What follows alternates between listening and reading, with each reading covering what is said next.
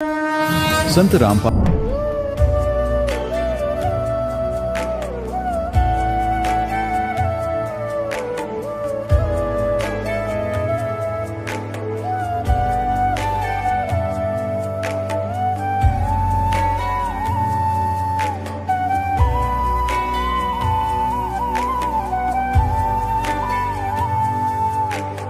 कौन ब्रह्मा का पिता है, कौन विष्णु की मां, शंकर का दादा कौन है, हमको दे बता।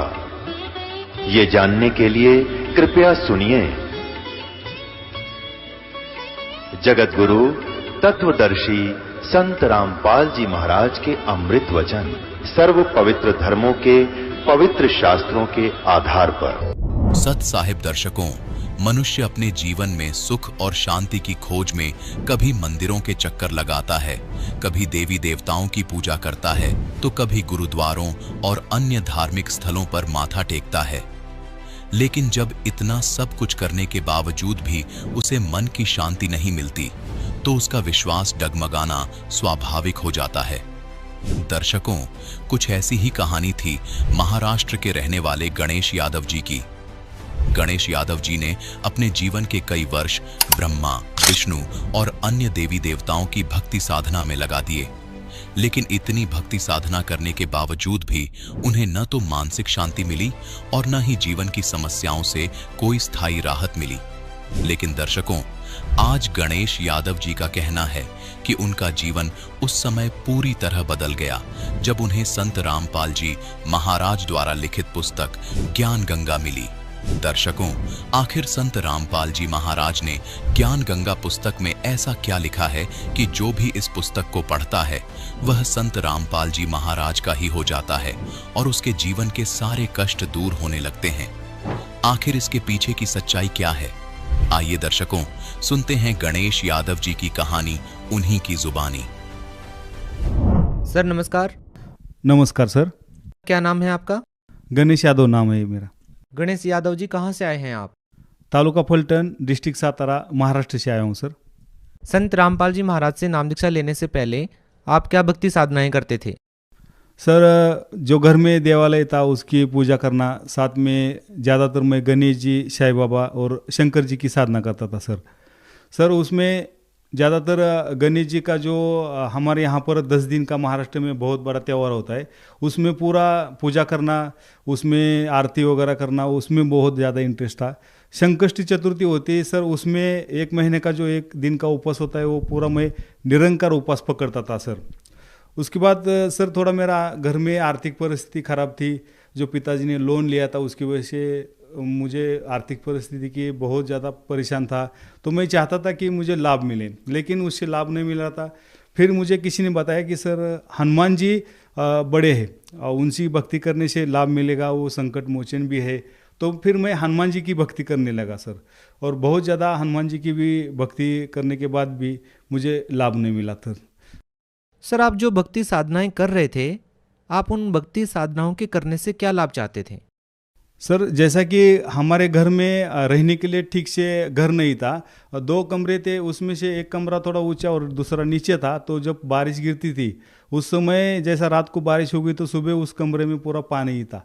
तो कभी कभी तो मैं उस कमरे में खड़ा रह के, पानी में खड़ा रह के चाय पिया, नाश्ता किया, ऐसी हालत थी।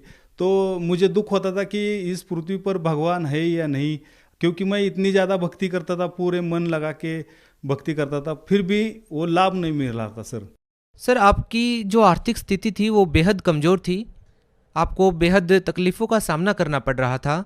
इसके बाद आपको संत रामपाल जी महाराज के बारे में कैसे पता चला? सर, उसके बाद मैं आर्मी में भर्ती हुआ।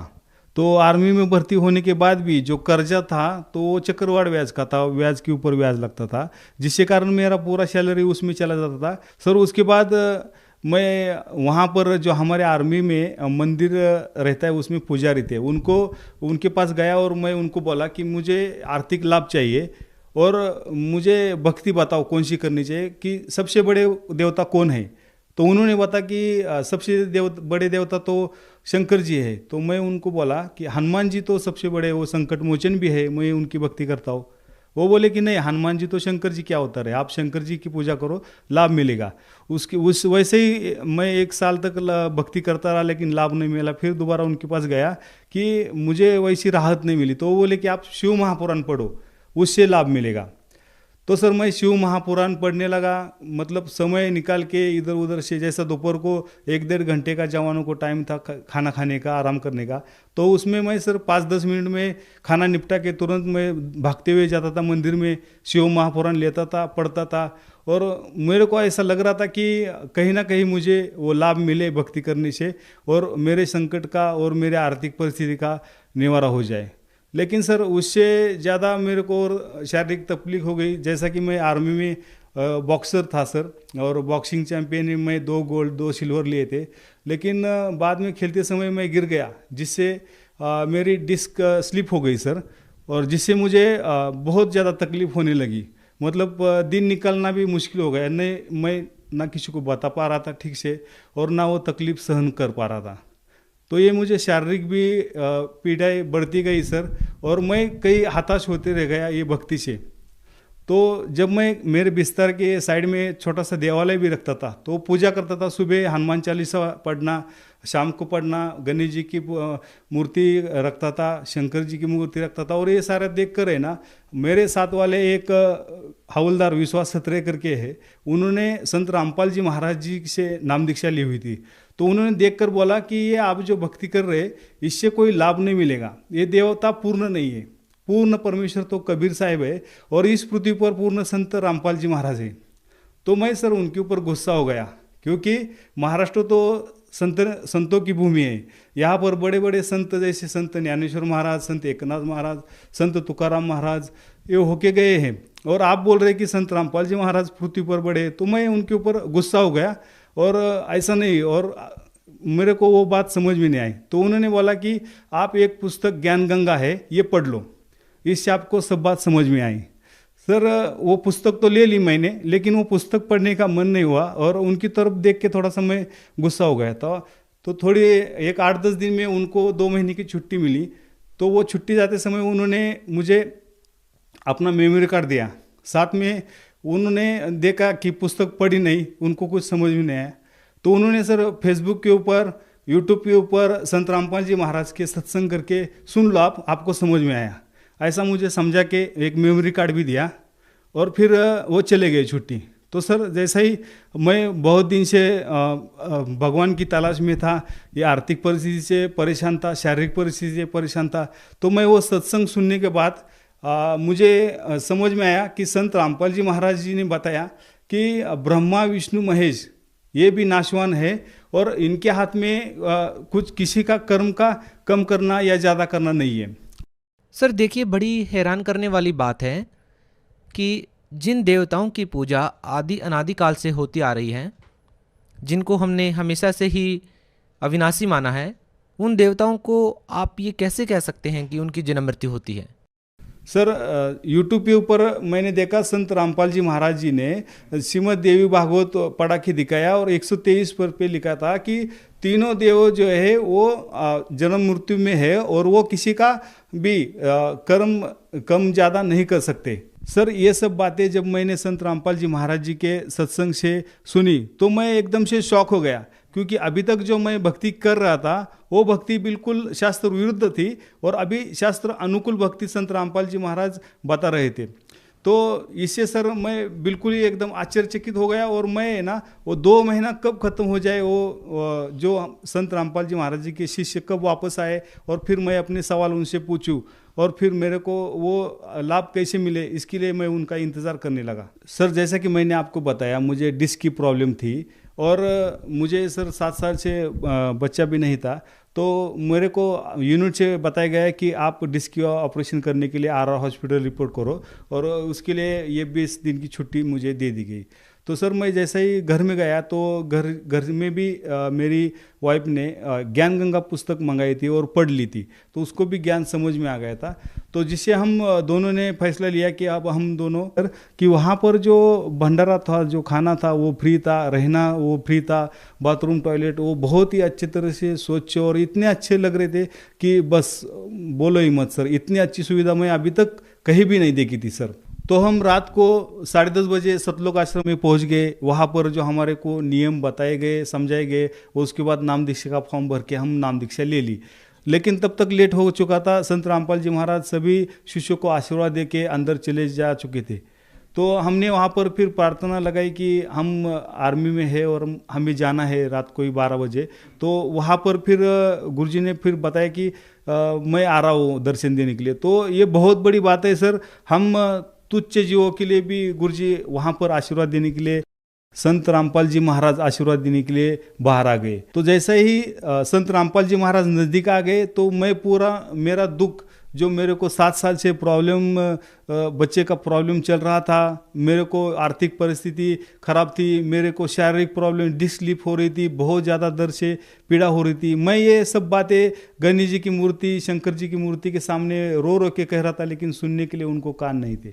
लेकिन अब मेरे सामने जीवंत संत रामपाल जी महाराज थे। उनको मैंने पहले ही बताया कि मेरे को 7 साल से प्रॉब्लम है और बहुत देवी देवता सभी, बहुत ज़्यादा डॉक्टरों का भी पूरा इलाज करके देखा, लेकिन संतान प्राप्ति नहीं हो रही। तो सर जैसा ही मैंने संत रामपाल जी महाराज जी को मेरा पूरा दुख बताया तो उन्होंने मेरे सर के ऊपर हाथ रखा, और जैसा ही सर के ऊपर हाथ रखा मेरा 80% जो डिस्क का प्रॉब्लम था, दर्द था, वहाँ पर ही ठीक हो गया। वहाँ से मैं रात को ट्रेन पकड़ के रिपोर्ट करने के लिए चला गया।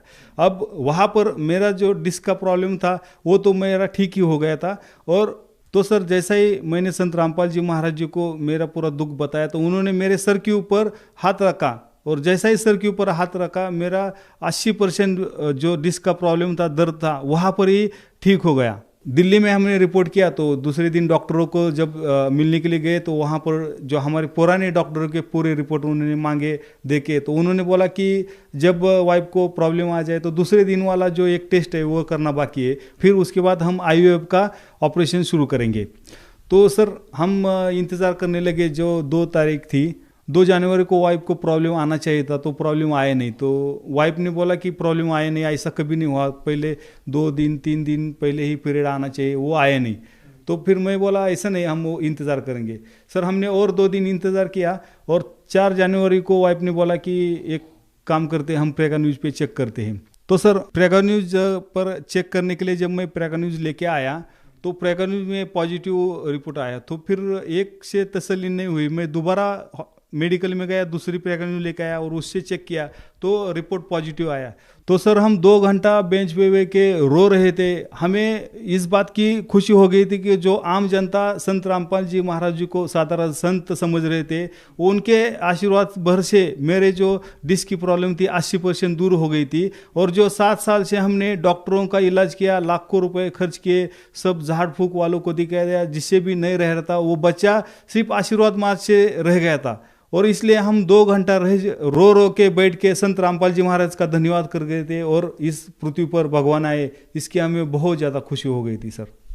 सर अक्सर हम संत उसे मानते हैं जिसने बड़ी बड़ी जटाएं रख रखी हैं, मालाएं पहन रखी हैं, भगवा कपड़े पहन रखे हैं। आप इस बारे में क्या कहना चाहेंगे कि एक संत की पहचान एक आम साधारण व्यक्ति को किस तरह से करनी चाहिए? सर जटा पहनने से, माला पहनने से कोई संत नहीं होता। संत तो उसकी ज्ञान से होती है सर। जैसा कि कबीर साहब बोलते हैं, जाति ना पूछो संत की, पूछ लीजिए ज्ञान। आप एक बार संत रामपाल जी महाराज जी का ज्ञान तो सुनो। शास्त्र अनुकूल भक्ति करने से ही लाभ होते हैं। अभी तक जो हम भक्ति कर रहे हैं वो शास्त्र विरुद्ध है। अगर शास्त्र अनुकूल सद्भक्ति नियमों में रह के करेंगे तो हमारे को जरूर लाभ मिलेगा। ये हमें लाभ मिला है, हमने पूरा एक्सपीरियंस किया है। वो जो लाभ है वो बहुत ज़्यादा है, और उसके लिए हम तड़प रहे थे, वो लाभ मिले हैं सर। सर संत रामपाल जी महाराज से नाम दीक्षा लेने के बाद आपको और क्या लाभ मिले? सर ये बात 2013 की है और बिल्कुल 10वें महीने बाद हमें बेटा मिला। जैसा कि मैंने आपको बताया, आर्थिक स्थिति बहुत ख़राब थी, डॉक्टरों के लिए, झाड़ फूक के लिए बहुत खर्चा होता था। आर्मी में रहते हुए भी मेरे ऊपर जो कर्जा था वो कर्जा चक्रवाढ़ ब्याज होने के कारण वो ठीक से मैं पे भी नहीं कर पा रहा था।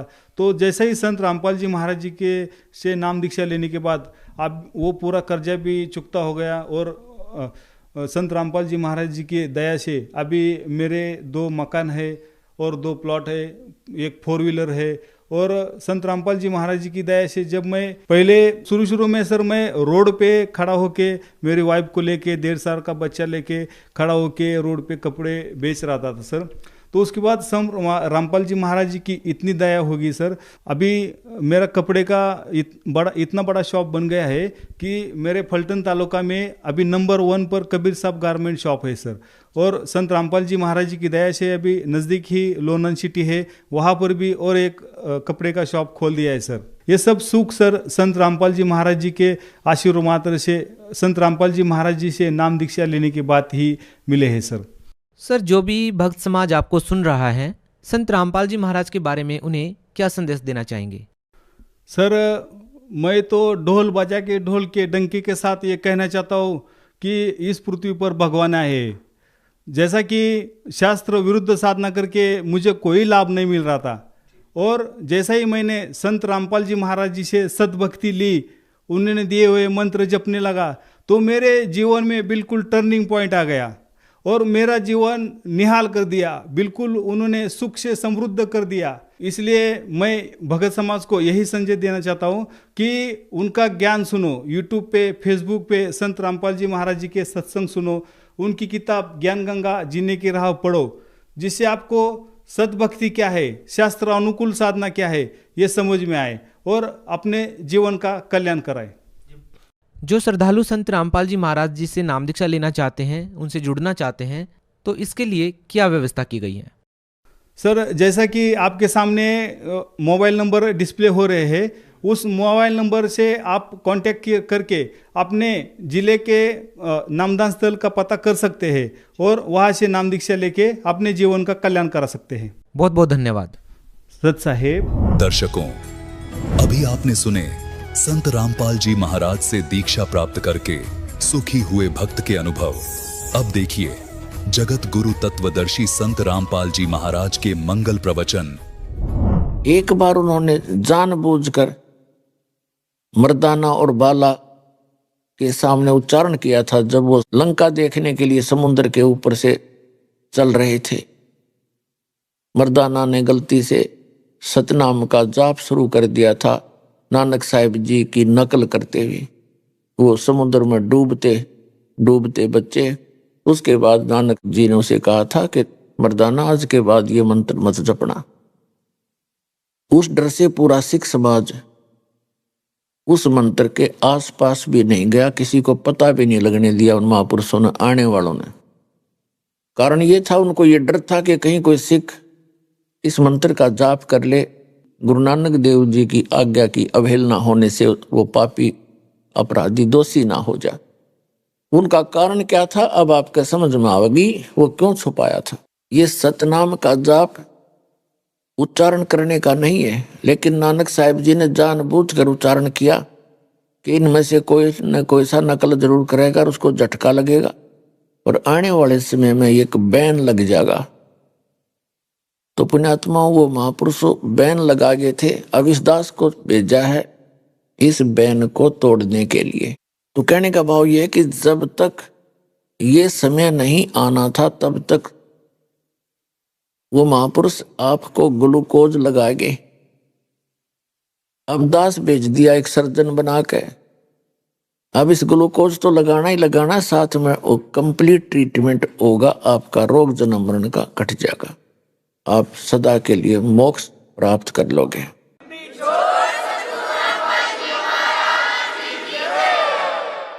इससे पहले तो दास बताना चाह रहा था कि जैसे कर्म प्राणी करता है वैसा फल मिलता है, जब लग सतगुरु नहीं मिलते। सतगुरु मिलता है या तो स्वयं परमात्मा होते हैं या परमात्मा का विशेष कृपा पात्र होता है, और उसको परमेश्वर कबीर जी अपनी पावर दे करके भेजता है। और इसमें साथ साथ कहा है कि मम संत मुझे जान मेरा ही स्वरूपम। परमेश्वर ने सूक्ष्म वेद में कहा कि मेरा जो परम संत हो उसको मुझे ही जानना, मेरा स्वरूप समझ लेना, उसमें भेद मत करना, नहीं तो आपकी भक्ति विफल हो जाएगी। जैसे किसी व्यक्ति ने बहुत सा धर्म भंडारे किए, प्याऊ बनवाई और पशु पक्षियों को दाने टुकड़े भी डालते रहे, लेकिन वो उसका व्यर्थ गया। अब यहां दोनों बात कहनी पड़ती है कि वो व्यर्थ गया, यूजलेस, और साथ में ये भी कहा जा रहा है कि अपना किया तो मिलेगा ही मिलेगा, ऐसा ही है। थोड़ा समझने का अंतर है। जैसे आपने देखा होगा वर्तमान में तो बहुत ज्यादा हो गई है ये रिवाज परंपरा कि एक कुत्ता होता है, डॉग, और उसको धनी लोग रखते हैं और उस कुत्ते की कितनी केयर टेक होती है, कितनी देखभाल होती है। वेटरनरी सर्जन यानी डंगर डॉक्टर उसकी चिकित्सा में हाजिर रहता है। उसको अलग से रूम दिया जाता है, एसी कमरा होता है उसका, और खाना उसको शायद भारतवर्ष के 25% व्यक्तियों को प्राप्त नहीं होता होगा जो उसको आहार मिलता है। उसकी खूब देखभाल की जाती है। मनुष्य गाड़ी चलाता है उसका जिसने वो रखा हुआ है, और कुत्ता पिछली सीट पे बैठकर, अब मनुष्य तो उसका ड्राइवर है और कुत्ता मालिक वाली सीट पे बैठकर झांकी में गए देखा करे, नो खिड़की में गए जीभ काट गए, यूं देखता रहता है। अब कारण क्या है? उस पुण्यकर्मी प्राणी ने मानव शरीर के अंदर बहुत घने पुण्य करे, धर्म करे, लेकिन वे मनमुखी किए, शास्त्र विधि त्याग कर मनमाना आचरण किया, जिस कारण से परमात्मा ने उसका किया हुआ वर्क डन देना होता ही है। उसको वो सारी सुविधाएं दी, लेकिन मनुष्य जीवन नहीं मिला उसको। यदि वो सतगुरु बनाकर सत साधना करता और ये धर्म पुण्य करता, या तो पार हो जाता, और पार नहीं होता तो वही गाड़ी, वही एसी रूम, वही खाना पीना और वही कार, उसको सुविधा मनुष्य जीवन में मिलती, मनुष्य जीवन भी साथ प्राप्त होता। और मनुष्य जीवन प्राप्त होता तो पिछली भक्ति की तरफ होती है प्राणी कहीं ना कहीं, उसको फिर संत भी मिल जाते और फिर से भक्ति स्टार्ट होकर मोक्ष प्राप्त कर जाता। इसलिए गुरु बिन माला फेरते, गुरु बिन देते दान, गुरु बिन दोनों निष्फल हैं, चाहे पूछो वेद पुराण।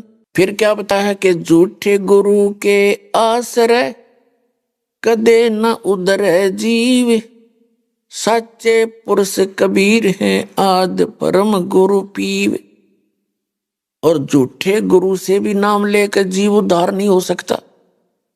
सच्चा सतगुरु केवल एक कबीर साहब है, और कबीर साहब ही की कृपा से आज दास उपलब्ध है। उनका पूर्व में आपने संदेश पढ़ा होगा, कबीर सागर में परमात्मा ने कहा था कि जब कलयुग 5500 वर्ष व्यतीत हो जाएगा तब एक महापुरुष प्रकट होगा, मेरा भेजा हुआ मेरा दास जाएगा और पूरे विश्व को सतनाम और सत भक्ति बता के पूरे विश्व का कल्याण करेगा। पूरी पृथ्वी के प्राणी उपदेशी होंगे। ये परमात्मा का आदेश है 600 वर्ष पहले का।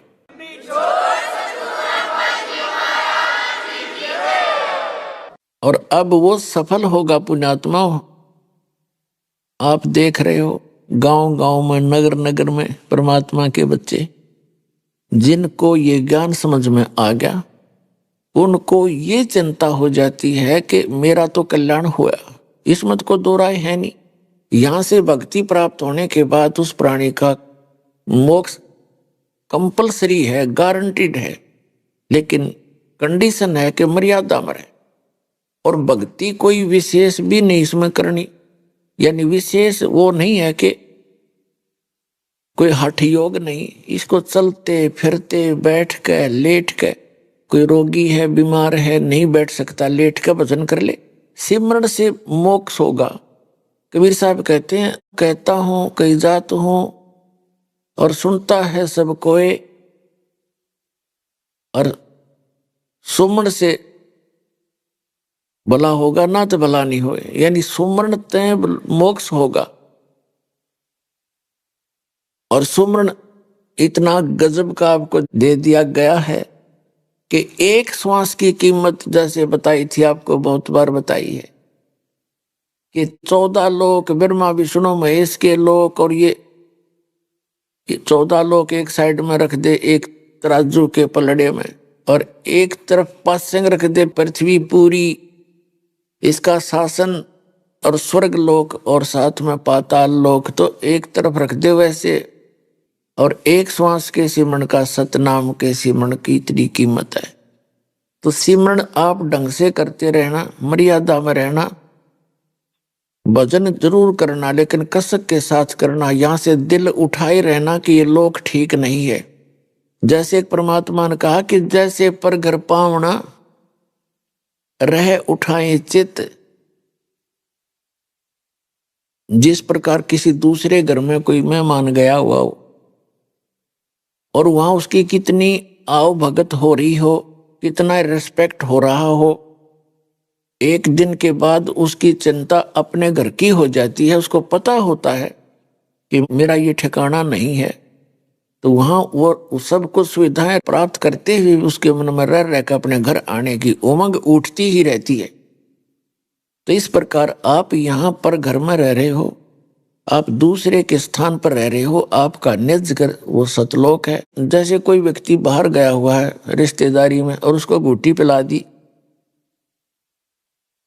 और जब उसकी घूटी उतरे उसने फिर एक प्याली पिला दे, तो उसने चाहे 10 दिन रोक लो हुए, क्योंकि उसने होश को नहीं, उसमें नशे में वो पड़ा है वहां पर। जब नशा उतर जाएगा उसका तुरंत अपना घर, अपने बालक, अपने बच्चे, अपने काम तुरंत याद आएंगे और तुरंत चल पड़ेगा। तो इस काल ने आपका यहाँ भांग प्या रखी आपको सबको इस झूठे सुख की। कबीर साहब कहते हैं झूठे सुख को सुख कहे ये मान रहा मनबोध, ये सकल चबीना काल का कुछ मुख में कुछ बोध। यहाँ का जो सुख है कार कोठी बंगले, ये भांग प्या रखी आपने। और जब परमात्मा की एंटीबायोटिक कैप्सूलों से, मंत्र से, जाप से, ज्ञान से जब आपकी अभांग उतरेगी, फिर आपका चित्त उस सतलोक के अंदर ऐसे रहेगा जैसे पर घर में पावना यानी मेहमान रहता है। तो उस अतिथि के आए बिना आपकी मुक्ति नहीं होगी। तो इस ज्ञान को रह रहकर सुनना, भक्ति करते रहना। भक्ति चाहे थोड़ी बन जावे पर करे कसक के साथ करे और मर्यादा में रहता हुआ करे तो सफल होगे। भक्ति करनी अवश्य पड़ेगी। और थोड़े से मंत्र करने में रोज के आप 1000 मंत्र भी कर लो। वैसे तो परमात्मा ने कहा कि 10% समय आपका परमात्मा की भक्ति भजन में अवश्य लगना चाहिए। और वैसे फिर दूसरी तरफ कहा है कि ये तो इन वेरी स्टार्ट बताया है कि पहली कक्षा का बालक ज्यादा देर नहीं बैठ सकता ना पढ़ सकता। बड़ा बच्चा हो जाता है फिर वो लगातार काफी अध्ययन करता है, घंटों अपने आप चिंतित हो जाता है। तो शुरुआत के अंदर कम से कम 2.5 घंटे आपका सिमरण होना चाहिए। 24 घंटे हैं एक दिन, रात में लगभग 2.5 घंटे, 2.25 घंटे, 3 लगा लो, ये सिमरण होना चाहिए आपका। और ये कैसे होना चाहिए? जैसे चलते फिरते, बैठते उठते। आजकल ये जो है ना गाड़ी मोटरों का ज्यादा समय है आने जाने में। आप बस में बैठ गए, मंत्र आपको याद है और बैठ के बस में सीट मिल रहा है तो बढ़िया, ना खड़ा खड़ा अपना सिमरण करता रहे। साथी वहां कोई ऐसा मेहमान होते नहीं, हो भी दो मेहमान भी अगर होगा तो 5 मिनट में सारी बात बतला लेता है। फिर तो बकवाद गड़ेगा बेमतलब की, जो कहनी सुननी होती है 5 मिनट में आदमी अपनी बतला के फारिग हो जाता, राजी खुशी कुशलता पूछ कर फिर अपनी भक्ति कर ले, सिमरन करता रहे। तो चलते फिरते खेत में, मजदूरी में, अपना दुकान पर और ऑफिस में मंत्र करता रहे, क्योंकि काम का समय काम होता है सभी स्थानों पर। हमने भी नौकरी भी करके देखा है। इसी प्रकार आप इस काल के लोक में भक्ति करनी पड़ेगी आप जी ने। अब जैसे कई भक्त कहते हैं जी टाइम नहीं मिलता और घर में टेंशन रहती है, भक्ति में दिल नहीं लगता, कोई ना, क्योंकि यहाँ टेंशन तो काल ने कंपलसरी बनानी है आपका, क्योंकि ये चाहता है कि ये महा दुखी रहें, परमात्मा की याद इनको आवे नहीं, आपस में उलझ पुलझ रहे ये सारा दिन। एक घर का सदस्य ऐसी बात कह देता है आपस में तो दूसरा मन माने सारे दिन जले बुझे जा उसके बारे में, उसने ऐसे क्यों कह दिया, उसने ऐसा कि क्या कहा, मैंने ऐसा क्यों कर दिया था, है हो गया सारा दिन का काम। तो परमात्मा कहते हैं ऐसी वाणी बोलिए मन का आपा खोए और उनको शीतल करे आप भी शीतल होए। तो आपस में हमने ये सोच के कि यो काल करवावे हैं, आपस की खींचातानी, आपस में टेंशन बनानी, इसका प्रथम कर्तव्य है। क्योंकि हम भगवान के बच्चे हैं, अपनी गलती करके इसका फंस गए खलनायक के। अब ये हमें सता के उस भगवान को सताता है, आपको दुखी करके वो परमात्मा को सताता जिसके तुम बच्चे हो, और उस दुख में वो आपको दुखी देखकर यहाँ भटकता रहता है। इन काल के दूतों ने ऐसा मिसगाइड कर दिया, भगवान की परिभाषा चेंज कर दी। भगवान तो निराकार है। अब बताओ, भगवान सामने घूमा करते थे, यहाँ रहा करते थे, बार बार आते थे, कहते थे, समझाते थे, तुम भाई भक्ति कर लो, ये लोक ठीक नहीं है, तुम यहाँ के रहने वाले नहीं हो, तुम्हारा लोक और है। तो उस अज्ञान के कारण हम भगवान को पहचान नहीं सके और निराकार पे हमारी माइंड की सुई नीडल वहां टकराई गई कि ना भगवान तो निराकार है। तो वो परमात्मा आपके लिए भटक रहा है, आप पहचान नहीं पाए क्योंकि काल ने आपको भ्रमित किया और साथ में यह झूठे सुख को और ये सुख बता के आपको भ्रमित कर रखे। तो जो प्रसंग चल रहा है, आपकी जितनी भक्ति धर्म कर्म बढ़ेंगे, घर की टेंशन भी समाप्त होने लग जाएगी। लेकिन ये भक्ति आपने स्टार्ट करनी पड़ेगी नाम लेते ही। जैसे टेंशन हो, चाहे कोई किसी प्रकार की कैसी नौकरी हो, कैसी आपकी सेवा ड्यूटी हो, आप जी ने भक्ति तो करनी पड़ेगी, नाम जाप करने पड़ेंगे, इस टेंशन में करने पड़ेंगे। एक समय एक SHO दरोगा जी, पुराने समय की बात है, एक घोड़ी पर विराजमान होकर के दूसरे गांव में जा रहा था। जून का महीना और हरियाणा, पंजाब, राजस्थान का क्षेत्र, दिन के 12 बजे हुए और वो जा रहा था, उसको प्यास लगी, घोड़ी को भी प्यास लगी। उसने देखा कि एक व्यक्ति रहट चला रहा है, अरहट होता था, उसमें बैलों को एक कुआं होता था, कुएं के अंदर से पानी निकालने के लिए एक बड़ी सी पुली होती थी, पुली। तो उस पुली के ऊपर के एक चैन के ऊपर बाल्टी फिट कर दी जाती थी, वो नीचे से भर के आती थी, ऊपर खाली होती थी और फिर खेतों में सिंचाई का काम हुआ करता था, फसल में। तो वो जो रहट होता था वो ऐसे लंबी लकड़ी, यानी उसको लाठ बोला करते, और उसके साथ फिर बैलों को जोड़कर उस लंबी सी पाट बोला करते, पाट, लाठ भी कहते उनको, पाट भी कहते। और फिर वो चलते समय वो अरहट का सारा सिस्टम, कुछ तो पानी निकाल लें, जब वो चैन बाल्टी चूं चर चूं चूं करे, काफी जोर से आवाज आया करे। तो दरोगा जी अपनी घोड़ी लेकर अरहट के पास आया। घोड़ी निकट आते ही उस चूं चूं को सुनकर रहट की आवाज को सुनकर दूर भागेगी, फड़केगी वह। उस एसएचओ ने उस किसान को धमकाया कि तू चू चू बंद कर दे, हमने पानी पीना है, घोड़ी ने भी और मैंने भी, मेरी घोड़ी डरती है। उस किसान ने वो रहट बंद कर दिया, बैल रोक दिए, और बैल चलेंगे तो वो पानी निकलता रहता है, और बैल बंद हो गए तो वो अरहट बंद हो गया। हट बंद हो गया तो पानी बंद हो गया, तो पानी सीधा खेत में डायरेक्ट जा रहा था। खेत साथ साथ जमीन उस पानी को पी रही थी। सूखा खेत था। दरोगा जी निकट आया और कहने लगा, किसान पानी निकाल। उसने बैल फिर हाँक दिए, वह फिर चू चू शुरू हुई। घोड़ी 200 फुट जाकर डटी, भाग ली फटक गए। उसने कहा, ये चू चू बंद कर किसान। किसान ने फिर बैल रोक दिया, फिर निकट आया, पानी पाया नहीं। उसने कहा, पानी निकाल। वह फिर बैल हाँक दिए, वह घोड़ी फिर 1 किला जाकर डटी। तब किसान ने कहा कि दरोगा जी, पीना हो तो इस चू चू में पी लो, ना दोनों मरोगे। तो पानी पीना पिलाना है तो इस चू चू में पी लो, ना दोनों मरोगे तुम प्यासे।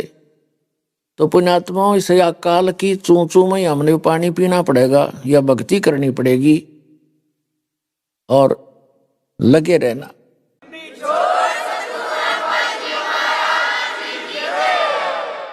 तो परमात्मा बताते हैं, गुरु बिन माला फेरते,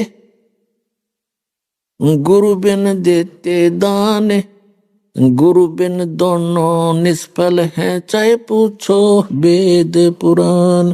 भाई सुखदेव ने 84 भुगती, बण्या पजावे खरवो, तेरी क्या बुनियाद प्राणी, तू पेंडा पंथ पकड़वो। अन्य साधनाएं करने से, सतगुरु की प्राप्ति ना होने से, क्या बताते हैं कि सुखदेव ने 84 भुगती, बना पजावे खरवो, और तेरी क्या बुनियाद प्राणी, तू पेंडा पंथ पकड़वो। सुखदेव जैसे महर्षि की विरानमाटी हुई साधना करते करते। कौन सी साधना करते करते? भाई सतगुरु संगत छोड़ के, चाहे लाख वर्ष जप कीन, इंद्री कर्म ना मोक्ष होए, फिर काल के अधीन।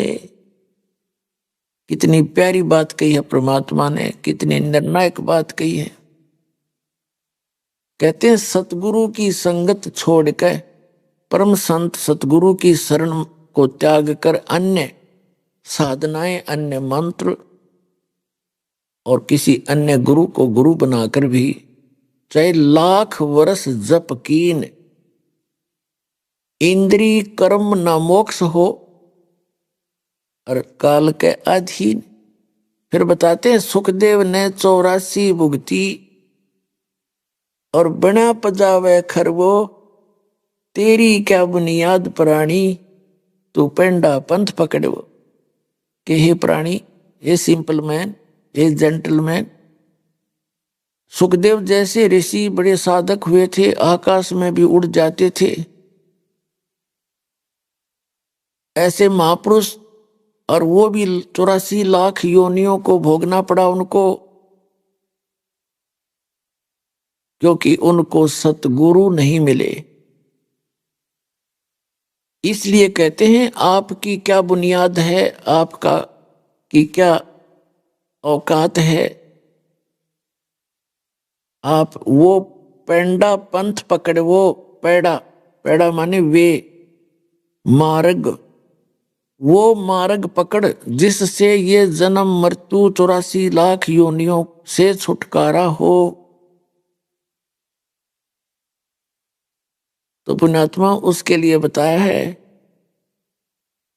लखबर सूरा जूझ ही, लखबर सावत दे, लखबर यति जहान में, तब सतगुरु शरण ले। आप आज के नहीं हो, आपका जन्म अभी नहीं हुआ, क्योंकि हम ऐसे कर दिए इस काल भगवान ने, हमने रोजी रोटी और कार और कोठी, बेटा और बेटी, इसके अतिरिक्त कुछ भी दिखाई नहीं देता। और ये करते करते भी जो हमारे संस्कार थे वही चल ही रहे थे। वो तो आपको मिलने ही मिलने हैं। पुत्र प्राप्ति है और आगे चल के कोई व्यवस्था होनी है ना होनी है, ये तो आपका पूर्व निर्धारित है। और इसी में हम सोच रहे थे हमारे करे तो हो रहा है, नहीं। जैसे विवाह होता है बच्चों का, अब से पहले तो बहुत धारणा है, प्रत्येक व्यक्ति की धारणा थी कि वो संतान बेटे को मानता था, लड़का होना चाहिए। लड़की लड़की है तो भी दुखी रहता था। तो क्या होता है कि विवाह होते ही प्रथम इच्छा होती है प्रत्येक परिवार की, जिसके बालकों का विवाह हो जाता है, बेटा हो चाहे बेटी, के प्रथम लड़का हो फिर बेसिक लड़की हो जा, ऐसी धारणा बनी हुई थी अज्ञानता के कारण। लेकिन पुण्यात्माओं, हमने यहाँ तो पीछा छुटवाना है। ये अपना उद्देश्य ये बनाकर इस भक्ति न करोगे तो जल्दी सफल हो जाओगे। नहीं कोई पुत्र प्राप्ति के लिए यहाँ ज्यादा प्रार्थना करते रहेगा तो पुत्र तो पुत्री तो दे देंगे परमात्मा, संतान तो दे देंगे, ये तो उनके बाएं हाथ का खेल है। लेकिन वो कोशिश करते हैं कि ये किसी तरह इस ज्ञान न समझ ले और पीछा छुटवा ले अपना।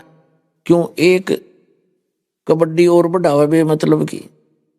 लेकिन फिर भी नहीं मानते हैं तो वो परमात्मा, उसने पता है कि चल इस बहाने भी भक्ति कर लेगा इसने और दुख पाना होगा कुछ दिन यहाँ पर ज्यादा। लेकिन इस अध्यात्म मार्ग से परिचित होने के बाद परमात्मा ये आपको स्पष्ट कर देते हैं, इस ज्ञान के आधार से ये दास बता देता है कि लड़का हो या लड़की अपना परमात्मा की गिफ्ट मान के और श्रद्धा से ग्रहण करे और पीछा छुटवाना उद्देश्य रखे, उस परमात्मा की प्यारी आत्मा को भी नाम से जोड़ दे, उसका भी उद्धार हो जाए। लेकिन अमूमन क्या होता है कि लड़का हो और सभी की इच्छा होती रही है। जैसे बच्चे का विवाह हो गया लड़के का, सबकी इच्छा थी घर वालों की लड़का हो, पुत्र हो, बेटे गए, लेकिन लड़की होगी। फिर सोचा भगवान दूसरा तो पुत्र दे ही दे, दूसरी भी पुत्री होगी, बेटी होगी, तीसरी भी बेटी होगी, चौथी भी, पांचवी भी बेटी होगी। क्योंकि उनकी चाह तो ये थी कि लड़का हो। तो परमात्मा कहते हैं ना तो आपका चाहा हो और ना आपका किया हो सकता, वही होगा जो आपके संस्कार प्रारब्ध में है। तो कहने का भाव यह है कि जो आप लोग ये समझते हो कि जब तक इस परमात्मा की शरण में नहीं आते तो इसकी शरण में आने के बाद आपके संस्कार बदलेंगे, आपके संस्कार बदलेगा यू परमपिता। लेकिन आप बालक हो, आप फिर उसमें भी चिंतित हो जाते हो। ऑपरेशन थिएटर में आकर मरीज ने अपनी नहीं चलानी चाहिए, वहां तो डॉक्टर की चलेगी तो आपका रोग कटेगा। तो ये ऑपरेशन थिएटर है आपका जन्म मृत्यु के रोग के काटने का, और बाकी और पीड़ा होगी शरीर में उसकी भी औषधि है यहाँ पर, यानी और कोई संसारिक दुख होंगे, टेंशन होगी, वो भी ठीक करिए जाएंगे। लेकिन ऑब्जेक्शन नहीं करे, जो हो रहा होने दे, थोड़ा बहुत पीड़ा भी होती है तो होने दे उसको। जैसे एक बहन ने नाम ले लिया, उसकी पुत्रवधू ने भी उपदेश ले लिया। एक पोती थी पहले, उससे पहले एक लड़की होकर के उनका फिर गर्भपात हो जाता था, तो दीक्षा दिवाई उसकी सास ने के लिए, बेटी नाम ले, यहां से तेरा काम बनेगा। तो नाम लेने के बाद क्या हुआ, उस लड़की का फिर से दिक्कत होगी। कारण यह था कि उसने अपनी माता के कहने से और लटोटर करवा लिया। कोई बात नहीं, फिर उसको पता चला, उसको समझाया, उसकी माँ को भी सास को भी, फिर उन्होंने वो तो काम छोड़ दिया। फिर तीसरी बार फिर गर्भ रहा उसमें बेटी को। अब क्या था कि उस लड़की का वो गर्भ खराब हो गया और वो इतनी रोए और बुरा हाल कर दिया। अब उसकी सास को दृढ़ विश्वास था परमात्मा कबीर जी पर, इस दास से उपदेशी थी, उसने कहा बेटी भगवान जो करे वो ठीक करता है, लेकिन वह ना मानी। अब बालक ज्ञान नहीं समझता, इतना आदमी ने दुखी रहे। तो उसने मेरे पास फोन किया, पहले थोड़ी सी संगत थी, सन 1997 की बात है। अभी आपने सुने संत रामपाल जी महाराज के मंगल प्रवचन। आइए अब सुनते हैं संत रामपाल जी महाराज से नाम दीक्षा लेकर सतभक्ति करके अद्भुत लाभ प्राप्त करने वाले अनुयायी के विचार। मनुष्य हर संभव उपाय आजमाता है ताकि उसे आध्यात्मिक सुख मिल सके, लेकिन जब उसे सच्चा ज्ञान नहीं मिलता तो वह दुख और तनाव का शिकार हो जाता है। दर्शकों, आज हम आपको ऐसी ही एक कहानी सुनाने जा रहे हैं जो छत्तीसगढ़ के नौहर सिंह जी की है। नौहर जी ने अपनी आध्यात्मिक यात्रा में कई प्रकार की साधनाएं अपनाई। इन्होंने जप भी किया, व्रत भी रखे, तीर्थों की यात्रा भी की और बचपन से गणेश जी की भक्ति भी की, लेकिन किसी भी विधि से सच्ची शांति नहीं मिली। लेकिन दर्शकों, आज नौहर जी का कहना है कि जब से मैंने संत रामपाल जी महाराज की शरण ग्रहण की है, तब से मेरी जिंदगी पूर्ण रूप से बदल गई है। दर्शकों, आखिर संत रामपाल जी महाराज ने नौहर जी को ऐसी कौन सी जड़ी दे दी जिससे इन्हें शारीरिक और मानसिक सुख की प्राप्ति हुई? आखिर इसके पीछे की सच्चाई क्या है? आइए सुनते हैं नौहर जी की कहानी उन्हीं की जुबानी। नमस्कार सर। सर सर क्या नाम है आपका? नौहर सिंह से होता सर। सर कहाँ से हैं आप? बजरंगपुर नवागांव, वार्ड नंबर 1, जिला राजनांदगांव, छत्तीसगढ़ से सर। नौहर जी, संत रामपाल जी महाराज से नाम दीक्षा आपने कब ली? 6/5/2020 को नाम दीक्षा लिया सर। संत रामपाल जी महाराज से नाम दीक्षा लेने से पहले क्या आप कोई भक्ति साधनाएं भी करते थे? भक्ति साधना सर, मैं गणेश जी, ब्रह्मा विष्णु महेश का, और मैं गणेश जी का बहुत ज़्यादा भक्त था। और गणेश चतुर्थी में मैं बचपना से मैं मतलब गणेश जी में बहुत सारा मतलब जो भी लगता है चंदा, मैं हर चीज़ में समर्पण होकर करता था गणेश जी का भक्ति। संत रामपाल जी महाराज की शरण में आने का क्या कारण बना? संत रामपाल जी महाराज के शरण में आने का कारण तो बहुत बड़ा है भगत जी। मैं अपने शरीर से बहुत दुखी था। मैं अपने पेट का बहुत बड़ा समस्या था। पेट में जलन, डकार, एसिड और बहुत दर्द करता था। मैं 2-3 साल से बेड में था और दर्द से इतना ज़्यादा त्रस्त था कि मैं रोते रोते एकदम बहुत ज़्यादा परेशान था। मैं डॉक्टरों की जगह गया, यहाँ महाराष्ट्र में लांजी में गया और रायपुर सुयस हॉस्पिटल, जहाँ पे बहुत बड़ा डॉक्टर लीवर स्पेशलिस्ट जो डॉक्टर बलवीर सिंह जो आते थे उसके पास गया। राजनांदगांव में पारक नर्सिंग होम में डॉक्टर के पास गया। फिर उसके बाद सब डॉक्टरों ने अपना अपना रिपोर्ट और रिजल्ट के लिए सब वो किए। फिर उसके बाद मैं सभी जगह टेस्ट करवाया। फिर डॉक्टर लोग भी समझ नहीं पाए, बीमारी कुछ है ही नहीं करके बोलते थे। फिर उसके बाद मैं इतना ज़्यादा त्रस्त हो गया कि दर्द पीड़ा से कि किसी जगह कोई डॉक्टर से कोई दवाई गोली से भी ठीक नहीं हो रहा है।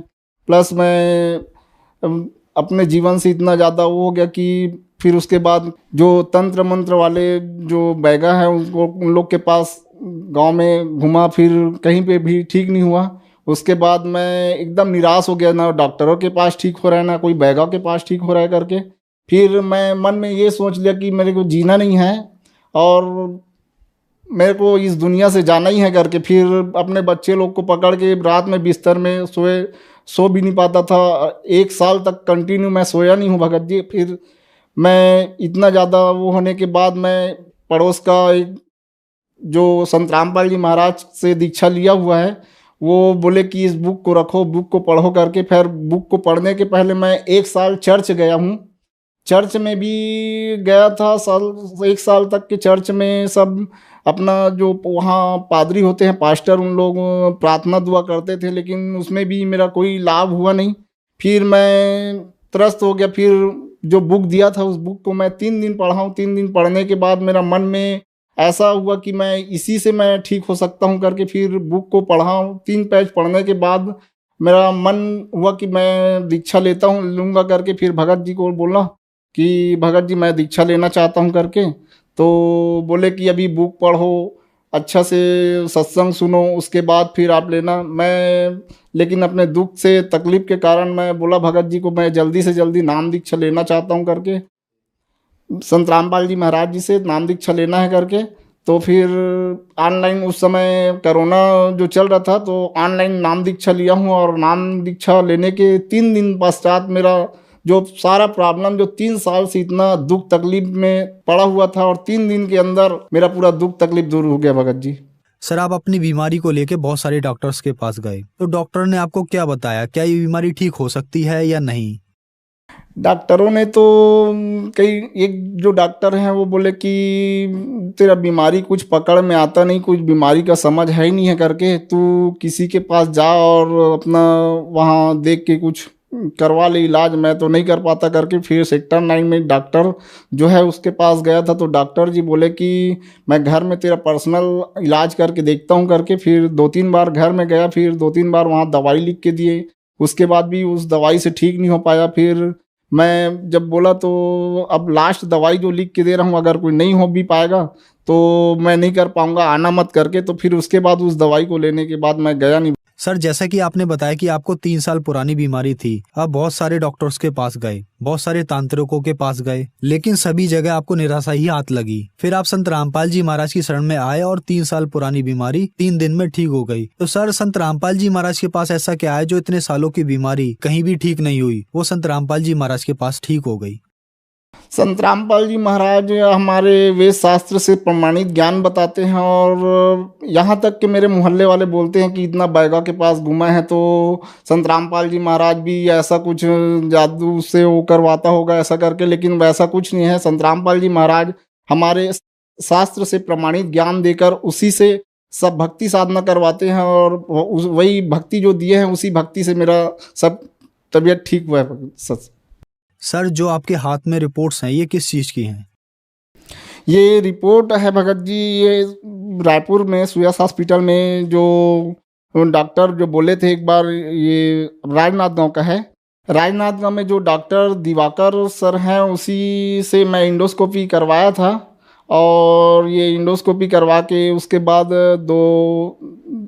2-3 महीना उसी के पास इलाज करवाया हूँ, लेकिन इलाज करवाने से मेरा कोई फ़र्क पड़ा नहीं। और डॉक्टर बोल रहे थे कि मतलब तेरा आंत में सूजन है करके, लेकिन जो सूजन है वो भी आज तक को कभी ठीक हुआ नहीं, ना कोई दवाई से ना कोई चीज़ से। संत रामपाल जी महाराज से नाम दीक्षा लेने के बाद आज मैं बहुत ही अच्छा महसूस कर रहा हूँ, और पूरे ठीक हूँ, फिट हूँ, और मेरा कोई दवाई गोली नहीं है, ना ज़रूरत है अभी। सर, क्या और भी लाभ मिले आपको संत रामपाल जी महाराज से नाम दीक्षा लेने के बाद? संत रामपाल जी महाराज से नाम दीक्षा लेने के बाद तो मुझे बहुत सारा लाभ हुए हैं भगत जी। पहले जहाँ मैं 21 साल से काम करता था पशु आहार गोदाम में, वहाँ का सुपरवाइज़र था। 21 साल काम करने पर भी मुझे कोई ऐसा कुछ लाभ मिला नहीं है, बस अपना जीवन रोजी रोटी बस चल रहा था। जैसा मैं नाम दीक्षा लिया हूँ गुरु जी से, और नाम दीक्षा लेने के बस 3 महीना बाद तबीयत ठीक होकर के मैं अपने वो जो मालवाहक ऑटो खरीदा हूँ मालिक की कृपा से। सर, लाखों की संख्या में दर्शक आज आपको टीवी पर देख रहे हैं, और बहुत सारे ऐसे लोग हैं जो अपनी जिंदगी से हताश हो गए हैं। उनके लिए आप एक उदाहरण हैं। जैसे कि आपने बताया कि आपकी 3 साल पुरानी बीमारी ठीक हो गई, आपने रिपोर्ट्स भी दिखाई, तो जो लोग परेशान हैं उन लोगों के लिए आप क्या कहना चाहेंगे? सर जी, मैं जो भाई हैं जो अपने बीमारी से, अपने घर की समस्या से जो परेशानी में जूझ रहे हैं, उनसे मैं बारंबार निवेदन करता हूं कि वे भी आए हमारे गुरु जी के शरण में, और संत रामपाल जी महाराज जी से दीक्षा लेकर अपना कल्याण कराएं और सद्भक्ति कर अपने मानव जीवन का लाभ उठाएं। संत रामपाल जी महाराज से नाम दीक्षा कैसे ली जा सकती है? संत रामपाल जी महाराज से नाम दीक्षा जो चैनल में सत्संग चलता है, उसमें नीचे जो पीला पट्टी जो चल रहा है, उसमें जो कांटेक्ट नंबर है, उस कांटेक्ट नंबर में आप कॉल करके नाम दीक्षा ले सकते हैं। धन्यवाद सर। सत्संग।